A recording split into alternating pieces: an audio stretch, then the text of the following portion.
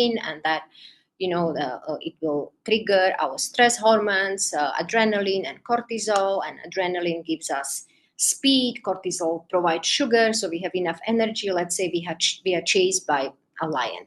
Okay, our body knows exactly what to do to escape or to cope with that particular uh, dangerous situation.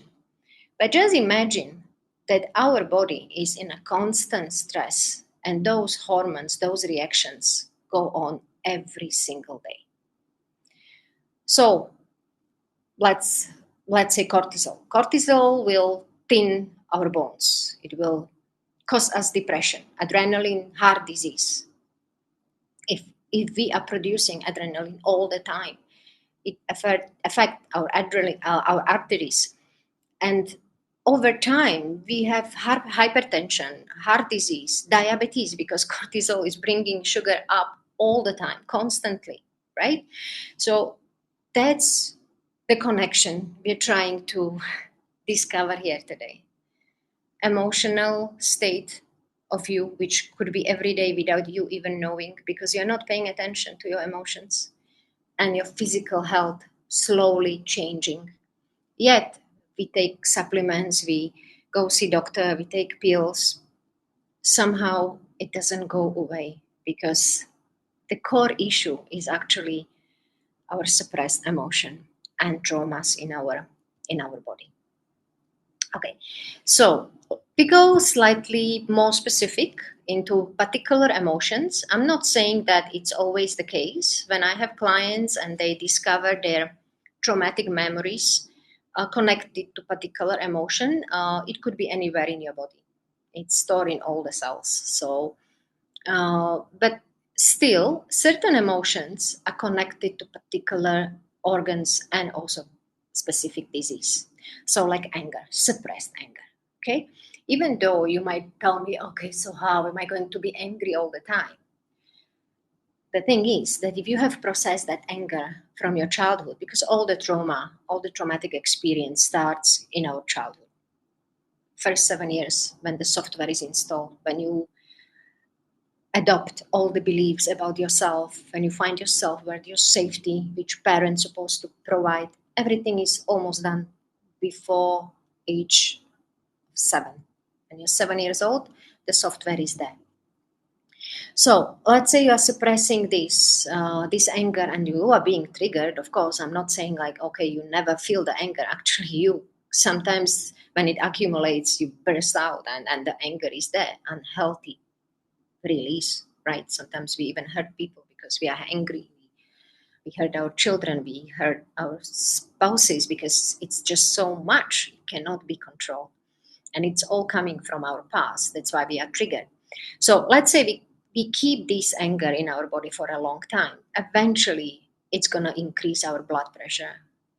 It can cause us hypertension, migraines, and even digestive issues. You know, when you're angry, you can somehow feel it in your stomach, and an ulcer, and all kind of issues which goes with digestion. Then, fear and anxiety. If you didn't feel safe as a little kid, this safety will, or not feeling safe, will be there until you realize that the safety was not there. It's not that you are not safe, or even when you were a little kid and you didn't have a safe environment. It's not that it wasn't safe. It made you believe that you are not safe. And later in life, or all along you go in your life, believing that you are not safe. You can never relax. Your nervous system can never relax when you don't feel safe. This is very specific for man, especially. So the nervous system gets affected most of the time with fear and anxiety. You can see that the nervous system is not functioning properly. Also, of course, your heart, insomnia, sleeping, you are constantly preparing for a threat.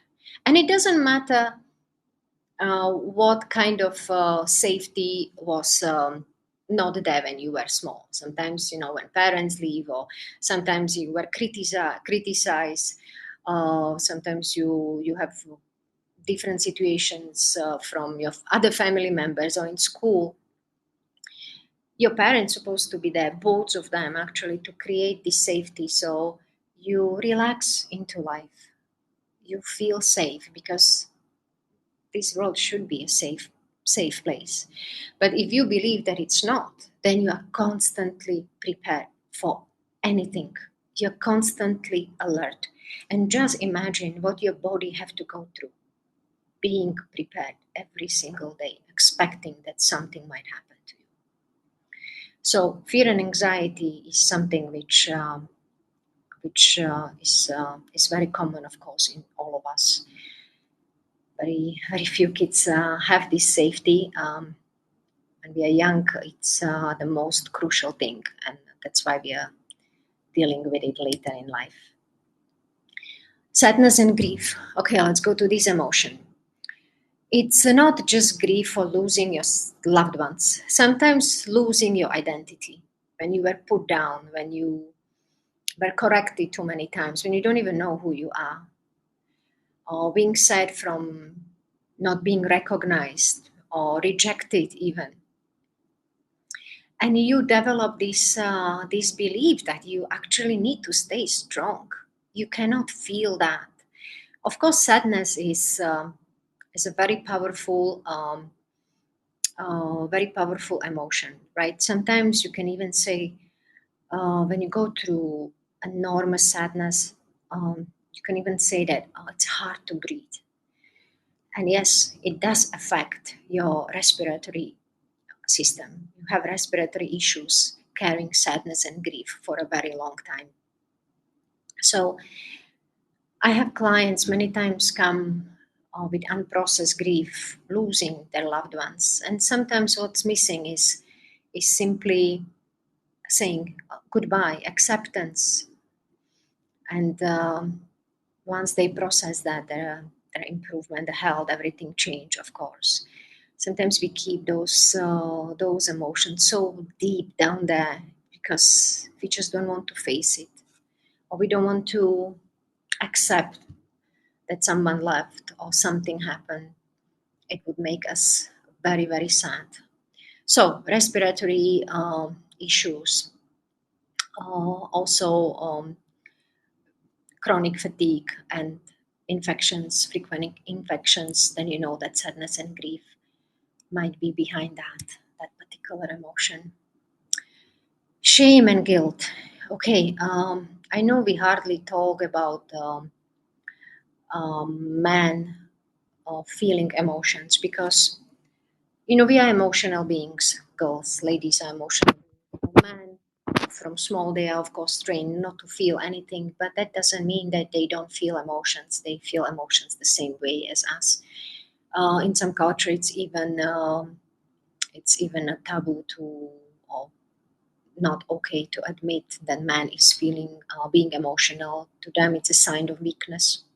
And also, man is ego means, it's mind, right? It's attached more to mind. We are more with emotions for us, for ladies, but for men, uh, they need to feed their ego, admitting that I'm actually emotional and I'm actually feeling something. It's absolutely unacceptable. Even if they go through a big traumatic event, let's say they go through divorce, and they're not able to spend time with their kids anymore. And even though they can see them, but to wake up next to your child is a different story. The traumas and emotions become so strong for them, and yet they have no opportunity to to express those emotions. But shame and guilt starts in an early childhood. Um, Later, I will connect those emotions from our childhood to adulthood when those emotions keep coming back. So for man, especially, he has to be validated. And where is this validation coming from? Normally, it comes from the father. When men hear that he matter and he's important. He feels, he actually hears that I'm important for this family, I'm important for this society, I'm important for the whole world. That's what man needs to hear and to be validated in a proper way. If it was never enough, his performance was never enough for his father, for his mother, he believed that he is not enough, and he will self-reject actually his own personality. um, Shame is one of the most difficult but most profound for a man. Everything is connected to this healthy masculine functioning for them, and it projects, of course, on their masculine power and performance as well for men. But what's behind that is self acceptance and self worth, which is not covered in the childhood. Because if I'm not good enough, I don't feel worthy. And they try to be successful because men have to be out there and, be successful. We all know that it's very important for masculine to feel worthy. So if that is not covered, it can cause men serious condition, depression, autoimmune condition, and of course, the masculine is also not functioning properly.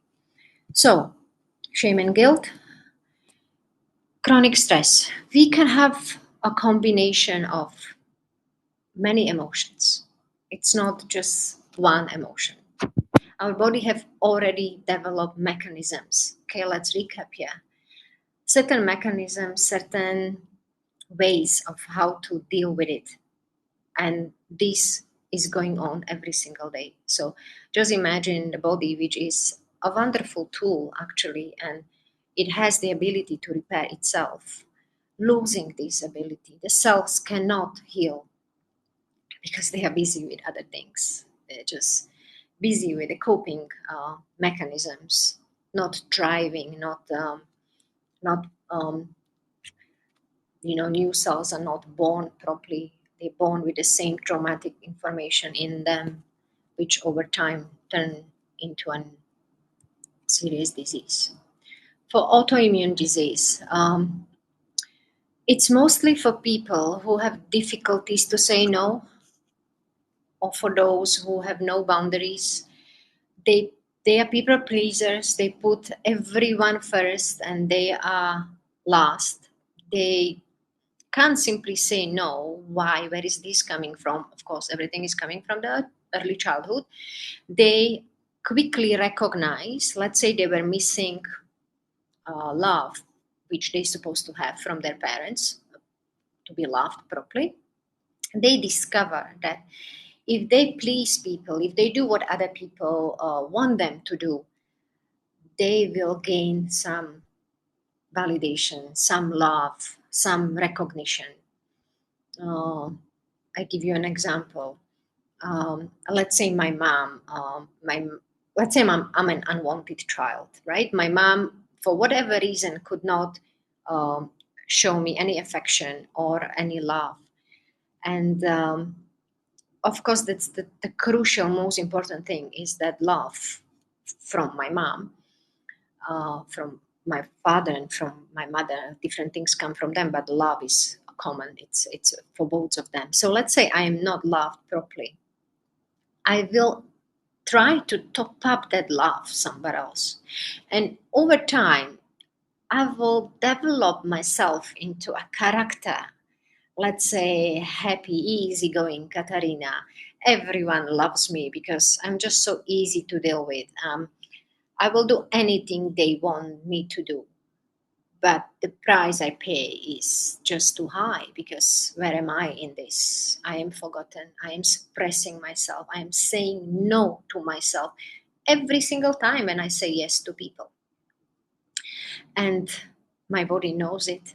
Subconsciously, I know that it's wrong. I know that I need to put myself first. That also comes with self love and self worth. If I feel worthy, I will attract a partner who will love me the way I'm supposed to be loved because he sees me worthy. If I'm not feeling worthy, then again, later in my life, I can only manifest or get what I believe, right? All these unhealthy beliefs come with